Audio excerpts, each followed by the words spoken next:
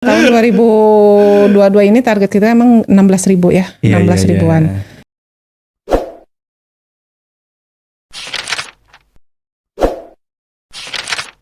iya. Terima kasih atas kesempatannya ini ketemu lagi dengan Akang Teteh. Mudah-mudahan dengan sekarang podcast ini bisa memberikan informasi yang bisa sedikit melegakan. Terjawab lah. Sedikit terjawab.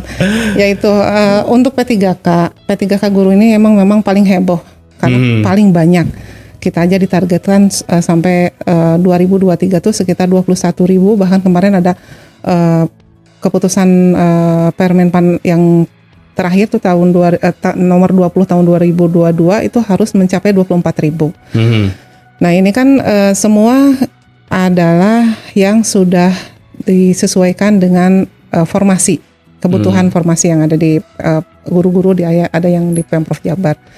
Nah untuk guru ini memang diberikan keleluasaan dalam tesnya. Jadi kalau misalkan untuk tes P3K teknis lainnya selain guru itu satu kali tes mereka gugur ya sudah. Nah untuk yang guru ini dikasih kesempatan 3 kali, bahkan ada tahap 1 ya, tahap 2 dan tahap 3. Itu buat yang nggak lulus gitu Bu, tahap 1 lulus nggak lulus, tahap 2 nggak lulus gitu. Jadi biasa. Ada kesempatannya gitu, sehingga kan sebetulnya udah peluangnya dari pemerintah untuk guru-guru, karena memang kita juga membutuhkan itu, peluangnya sangat dibuka luas gitu ya. Kurang apa lagi gitu. Nah kemudian tahap 1 kita sudah selesai. Iya. Waktu bulan apa ya saya lupa, sebelum Lebaran tuh kita udah distribusi kontrak yang tahap 1. Meskipun memang ada beberapa yang tertunda karena ada perbaikan-perbaikan. Itu ada sekitar 200-an kontrak dan SKP 3K yang tersendat karena ada perbaikan dari NIP dan nama.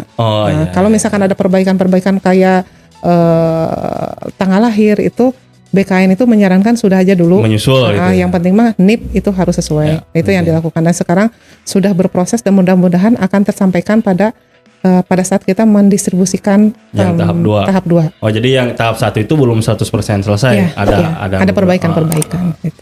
Itu juga banyak menanyakan, saya tahap 1 kok belum dapat SK, ini kenapa ya BKD? Ya gitulah. Nggak ada niat ya Kang Teteh, aslinya nggak ada niat untuk menghambat itu. Udah, kita juga pekerjaan pengen cepat selesai ya gitu. Nah sekarang masuk tahap 2 Kang. Ya, Tahap 2 itu sekarang sudah mulai berproses. Kemudian ya sebentar lagi kita akan segera distribusi. Target kita cuma minggu ini untuk distribusi. Selesai berarti. Hari Jumat semua SK sudah terbagi. Iya, betul. Berarti hari Senin Akang Teteh harus mulai kerja. Iya. Yang P3K. Dan itu kan kalau nanti kalau udah terima SK-nya ya bisa dilihat. TMT-nya itu per tanggal 22 Juni. 22 Juni. Mundur berarti ya. Kemudian SPMT-nya itu kaitan dengan nanti penggajian segala macam. SPMT-nya di bulan Juli. Kemudian gajinya nanti akan terima di bulan Agustus. Ya. Oh, ini agak berbeda sama PNS kali Bu ya. Kalau ke PNS tuh digaji dulu. Iya. Baru kerja. Kalau ini mah kerja dulu baru digaji gitu. Oh ya gitu Akang Teteh. Berarti Akang Teteh akan terima gaji bulan Agustus. Nah bonus setengah bulan berarti setengah bulan nggak kerja, tapi dapat gajinya full Bu ya. Nah kan ini Bu ada 3 tahap sebenarnya. CPNS P3 itu tahap 1 udah selesai. Tinggal sisanya tadi tahap 2 akan segera selesai. Nah yang tahap 3 ceritanya gimana? Ya tahun 2022 ini target kita emang 16.000 ya, 16 ribuan. Nah tahap pertama 5.400-an, tahap kedua 5.500, sisanya itu yang tahap 3 itu memang dari pusatnya juga kita tidak ada informasi tidak akan dilaksanakan gitu. Jadi masuknya itu sisanya yang nanti rencana masuk tahap 3 itu masuk ke formasi tahun depan. Jadi digabung dengan tahun depan. Tapi kan sedangkan si peserta tahap 3 itu udah tes Bu di betul. Tahun 2021 ya. Tapi nanti masuknya di tahun 2023. Betul. Nah itu tuh jadi masalah gitu Bu. Pasti protes deh cok hayo KBKD. Jadi bentar. Kalau bisa kita, kayak gitu kita gitu, juga Bu. harus menjelaskan juga ya kedudukan BKD itu apa dalam P3K guru ini. Iya. Mereka itu didata oleh Kemendikbud melalui aplikasi Dapodik.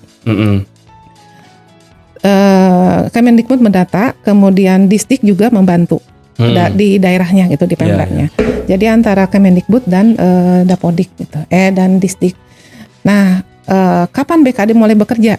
Pada saat seleksi P3K ini. Jadi pada saat seleksi BKD juga tidak dilibatkan. Jadi murni hanya Kemendikbud dan Disdik aja gitu. Nah, begitu P3K ini dinyatakan lolos dan harus dikeluarkan SK baru masuk ke BKD. Jadi BKD itu hanya posisinya melahirkan SK dan mengeluarkan kontrak. Gitu. Tidak apa naon sebenarnya gitu kan? Sebetulnya tidak apa-apa, tapi kan kita tidak bisa begitu aja gitu ya. Jadi kami juga sering menerima forum-forum guru gitu, berbagai macam forum. Banyak kesian itu guru teh. Itu juga sudah kami jelaskan gitu seperti itu. Nah, ya mudah-mudahan ini juga bisa dipahami oleh Akang dan Teteh gitu ya, yang kaitan dengan P3K guru kondisinya seperti itu. Gitu. Jadi untuk tahap 3 didelay begitu ya? Didelay ke tahun depan. Nah, kebetulan kemarin juga kami diundang oleh Kemendikbud, diadakan rakor untuk formasi P3K itu di Jakarta. Kami hadir bersama Disdik pada saat itu. Itu disampaikan tahap 3 itu seperti apa. Kemudian nanti ada mekanisme, ada prioritas 1, prioritas 2, prioritas 3. Tapi kelihatannya teman-teman forum tuh lebih paham, lebih pintar informasinya dibanding kami gitu. Nah, itu gimana Bu prioritas 1, 2, 3? Prioritas 1 itu yang lulus passing grade. Yang lulus murni berarti lulus, ya. Terus kemudian yang tahap prioritas kedua itu yang lolos verifikasi semacam itu. Kemudian nanti ada tahap 3 itu yang harus tes dulu kalau nggak salah, seperti itu. Informasinya itu yang dari Kemendikbud. Kayaknya untuk yang tahap 1, 2, 3 prioritas 1, 2, 3 ini harus lebih konfirmasinya ke Disdik gitu, lebih paham itu ya. Tapi yang kami simak kemarin dari rakor itu seperti itu. Bahkan ada sistem cloud yang dijelaskan oleh Kemendikbud itu. Jadi pegawai-pegawai yang sudah lulus misalkan itu akan disimpan di cloud atau kayak kita mah mungkin di keranjang gitu ya. Nah, nanti satu waktu SMA mana membutuhkan itu yang ditugas. Standby gitu ya, standby. Nah, Bu, tahap 1, 2, 3 itu ada korelasinya nggak sama prioritas 1, 2, 3 gitu? Yang prioritas 3 berarti masuk ke tahap 3 gitu? Apa enggak beda? Sih, enggak. Terpisah Jadi gitu? kalau tahap 1 itu mah proses seleksinya. Kalau prioritas 1, prioritas 2 itu untuk yang sudah mengikuti tes itu masuk ke prioritas mana.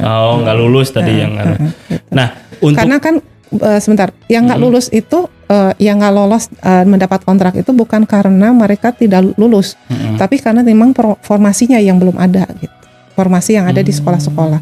Kan mereka tuh Disdik itu harus bekerja sama dengan biro organisasi juga harus menentukan dulu formasi apa saja sih yang dibutuhkan gitu, seperti itu.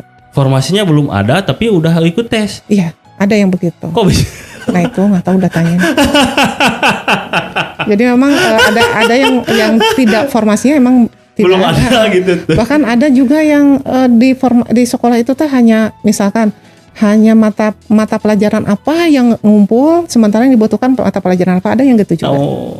Ya itu memang yang menentukan itu dalam hal ini Disdik dengan biro organisasi sih memang gitu ya, yang membahas bahwa kita perlu formasi guru berapa orang, mapel itu berapa orang itu kan disesuaikan dengan anjap ABK-nya itu.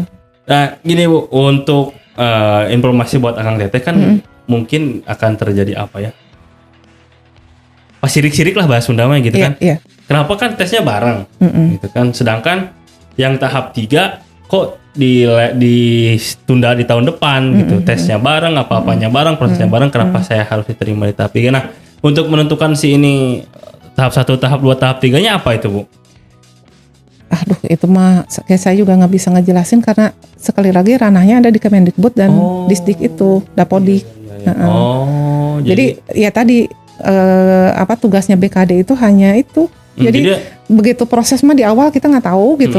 Hasil akhirnya ke kitain. Di kita udah by name gitu. Sini tahap 1, sini tahap 2, sini tahap 3 gitu. Betul.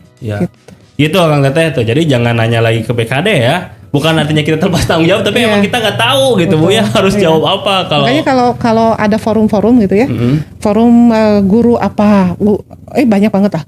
Itu kami suka mengajak juga Disdik, karena yang lebih tahu teknis tuh Disdiknya. Itu. Jadi yang lebih tepat menjelaskan untuk kenapa sih ini tahap 1, si ini tahap 2, tahap 3 itu Disdik gitu Bu ya. Bukan artinya kita lepas tanggung jawab atau nggak mau jawab, emang kita nggak tahu, dan kalau kita memaksakan menjawab juga nanti kesalahan lah gitu ya terjadi.